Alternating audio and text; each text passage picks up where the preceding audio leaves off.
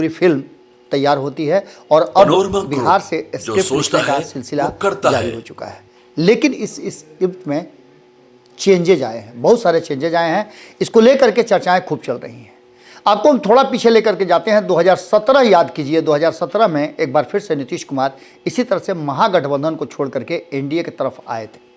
आज भी चर्चा इसी बात की है कि नीतीश कुमार महागठबंधन छोड़कर एनडीए की तरफ आ रहे हैं और एक बार फिर से संकट मोचन बने हैं सुशील मोदी। सुशील मोदी को लेकर के चर्चा ये भी चल रही है कि कुछ दिन पहले ही उन्हें तस्वीरों में नवाजा गया था और संकट मोचन की संज्ञा दी गई थी। उनका जन्मदिन मनाया जा रहा था इतने भारी पैमाने पर। उसके बाद भी हमने खबरों में बताया था कि ये जश्न कुछ और कहानी लिख रहा है। आज जब दिल्ली से आकर के एक से एक दिग्गज नेता जिनको बिहार का प्रभार दिया हुआ है और बिहार के सांसद से लेकर के मंत्री से लेकर के पदाधिकारी सभी जब जुटे तो एक बात साफ नज़र आ रही थी कि कुछ बड़ा होने वाला है। हालांकि इस बैठक को कोई और नाम दिया गया भाजपा की तरफ से, लेकिन इस बैठक में वो सब बातें फाइनल हो गई हैं जिसको आगे आने वाले 2024-25 के चुनाव में तो एग्जीक्यूट करना ही है। लेकिन उसके साथ साथ जो बदलती हुई सरकार है, इस बदलते हुए सरकार में कौन क्या करेगा और किसको क्या जिम्मेवारी मिली गई है। इन सारी बातों के साथ साथ आपको याद होगा कि नीतीश कुमार ने ये भी बातें कही थी 2020 में जब वो सरकार में आए थे एक बार फिर से एनडीए के साथ, तो उन्होंने भारतीय जनता पार्टी के शीर्ष नेतृत्व पर यह दबाव बनाया था कि सुशील मोदी और उनके जो कई लोग हैं जो लंबे समय से भारतीय जनता पार्टी के मंत्री रहे हैं, नीतीश कुमार के साथ उनका सामंजस्य बेहतर रहा है, उन सभी को हटा दिया है। ये रिश्ता कहीं ना कहीं अब खटास की तरफ जा रहा है और हुआ भी। आपने देखा कि 2 साल के अंदर में सरकार गिर गई। सुशील मोदी एक बार फिर से फ्रेम में है। कहा तो ये जा रहा है कि नीतीश कुमार ने सुशील मोदी का नाम रिकमेंड किया है कि उन्हें उप मुख्यमंत्री बना दिया जाए और एक बार फिर से जैसे चल रहा था वैसे सब कुछ चलता रहे। लेकिन इस मीटिंग से निकल करके जो बातें, जिस स्क्रिप्ट को सुनाया है सुशील मोदी ने, आराम से उतना आसान है नहीं। सुशील मोदी ने एक बार फिर से वो कहानी और पटकथा लिख दी है जो कभी 2015 में भारतीय जनता पार्टी की बिहार में करारी हार के बाद लिखा था, जिससे मजबूर होकर नीतीश कुमार को सत्ता परिवर्तन करना पड़ा था। आज सुशील मोदी उस कारण को ही समाप्त करने की तरफ इशारा कर रहे हैं जिस कारण को लेकर के बार बार नीतीश कुमार इधर से उधर कर रहे हैं। क्या है हम पूरा आपको सुनाते हैं, लेकिन उससे पहले आपको बता दें कि लालू प्रसाद और तेजस्वी यादव के लिए कहीं ना कहीं काफ़ी कष्टकारी है आने वाला समय।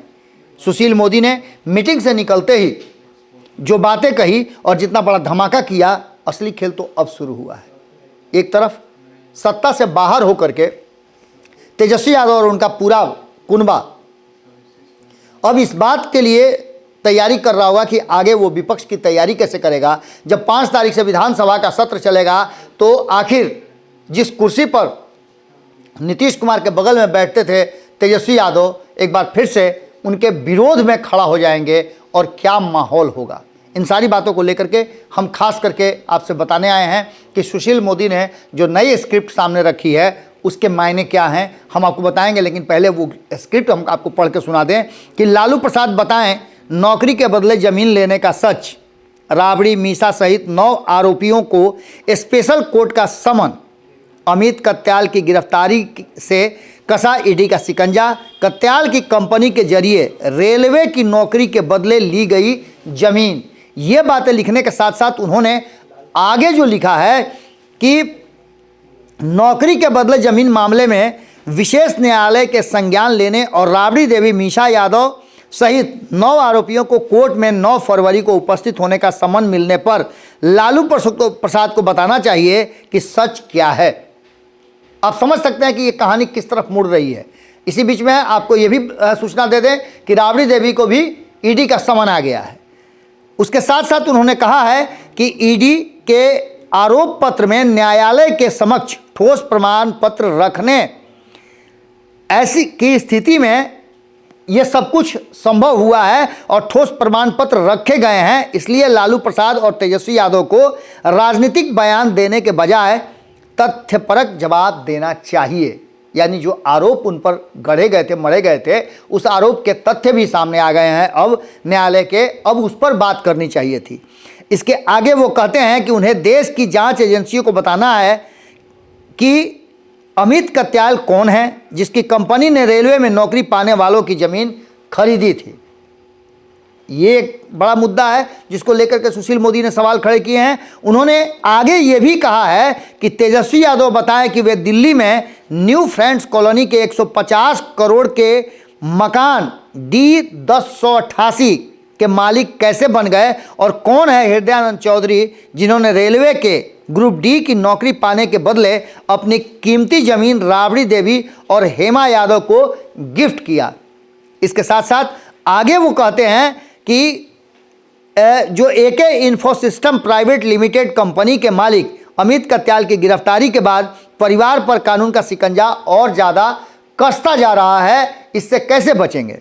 ये भी बात कहते हैं वो कि अमित कत्याल जो कि इस कंपनी के मालिक थे, उन्होंने राबड़ी देवी की सरकार के समय बीटा में शराब की फैक्ट्री लगाई थी और बदले में अपनी कंपनी एके इन्फोसिस्टम प्राइवेट लिमिटेड के सारे शेयर मात्र 1 लाख रुपए में तेजस्वी यादव और राबड़ी देवी के हाथ में बेच दिया था।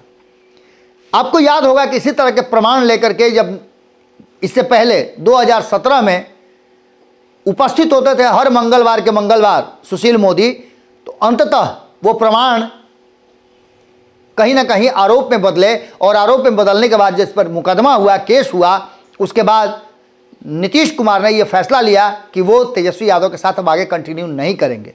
एक बार फिर से तेजस्वी यादव सामने हैं और उनके सामने खड़े हैं कहीं ना कहीं सुशील मोदी, जिन्होंने जिस कुर्सी की लड़ाई हम आपसे आज बता चुके हैं कि 2015 से लड़ रहे हैं सुशील मोदी, उस कुर्सी पर यानी उप मुख्यमंत्री की कुर्सी पर वो किसी और को लंबे समय तक नहीं देख पाते हैं।